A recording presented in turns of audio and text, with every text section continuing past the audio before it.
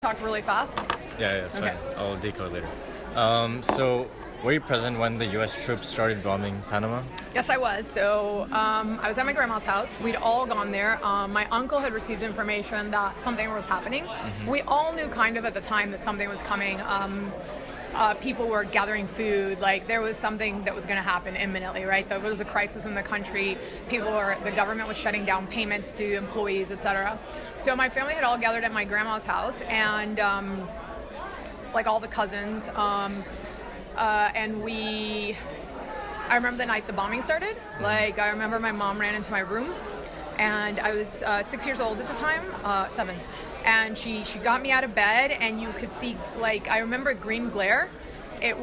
So we were kind of in the upper middle class neighborhoods. They weren't going to bomb us anyway, but you can imagine how scared everyone was. We all ran into a room in the bottom floor, and people were yelling, and I was just like, okay, like it was exciting and scary, I guess.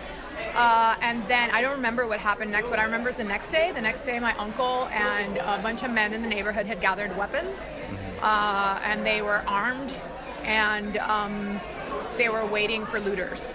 There was a rumor that looters were going to start coming from like the impoverished neighborhoods and kind of the ghetto neighborhoods, and also that the Panama Defense Forces were going to start attacking places that were like civilistas. So like my mom had been in the civilista. There were people who had been fighting the general for a long time, so that you might be targeted. So they had armed themselves, and we waited. And my mom went to the supermarket to try to get canned food, and somebody yelled at the supermarket. Somebody yelled fire.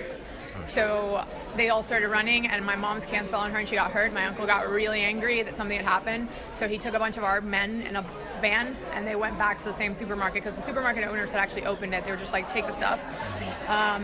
And they came back with a boatload of stuff, and that's the food we had for the next days until we evacuated. So did you meet any of the U.S. troops? So actually within this time and before, it's kind of silly because you're a little kid, right? And I was so excited because I spoke English, and not everybody spoke English. And I was really proud of that I was bilingual, because I was American, but also in a bilingual school. Troops came through our neighborhood.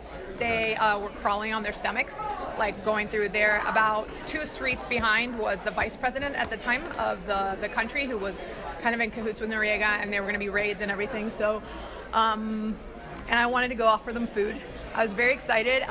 So I've experienced kind of a dual identity most of my life, and I was evidently hated Noriega. We used to call him Pineapple Face and everything, but obviously felt Panamanian, but also kind of American, and I wanted them to know there was like a tiny American who could speak English there, which is ridiculous in the fact that they actually had experimented with a bunch of bombs and all this stuff.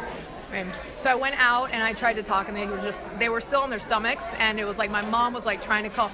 So it was like dangerous, but not really. It was evident that they weren't there for us. I never felt in danger from the U.S. soldiers. Some people did, and people died. But my community itself, like people were watching them go by, they were all like, shh. And I'd watched soldiers by then for a long time, because we'd had the military bases present, and the Panama Defense Forces were armed. Like I remember at 5 years old being told by a soldier who looked me directly in the face and told me to go back into the house because they were about to shoot tear gas into our faces, like into the hole. So I was like not really perhaps disturbed. Like looking back now, as I look back, I'm like, hell, what kind of a 6-year-old just sits there and watches soldiers, right? But that's what situations like that beget. Whatever's normal to a child is just normal, right? So I went out, and I think I had candy or something, and they laughed. They kept going through, and then they would start getting up. Once the neighborhood was kind of secured, they'd kind of wander about. They were in their full gear, etc. So yeah. So how were you able to escape from the situation? So my mom was already planning for us to go back to the U.S. My mom had taught before at USC as a teaching assistant. She wanted to go back to the university. We knew Panama was it was bad, right? She was teaching at the National University. Her professor had gotten arrested as a dissident and everything. So she had started planning for our leaving.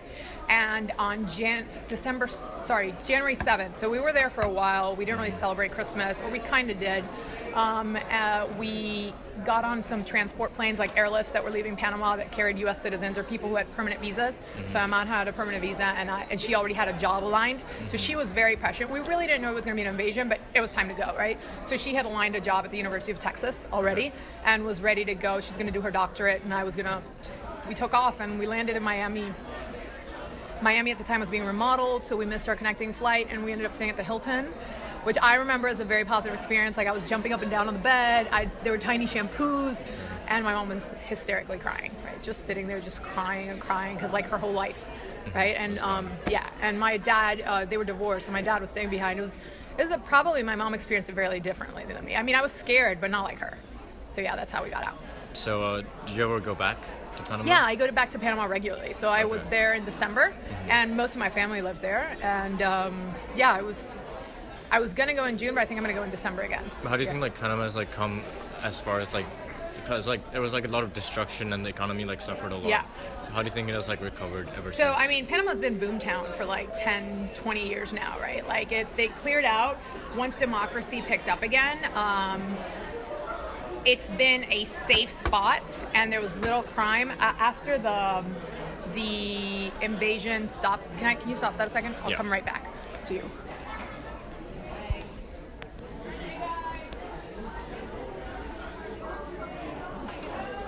So yeah, Panama's boomtown, right? So right after the invasion, the U.S. did a buyback thing. Wasn't there like a lot of drugs and like homicide rate that went up because the PDF did control some of that? So two things happened. Right after the invasion, the U.S. took away a bunch of weapons. They did a buyback program for a while, and they were kind of super involved. So crime held, and now it's spiked, right? So there's been and here's another thing. As much as I say boomtown, so there's two separate narratives going here.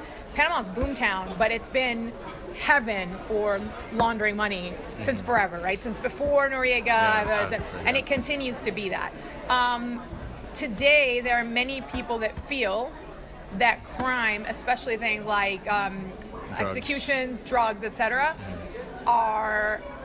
No, not many people. Most people feel it's out. I feel it's out of control. The difference is some people think and will say we were better off with the PDF, right? And there's other people that go like, wow, those aren't the only two alternatives. Either having a dictator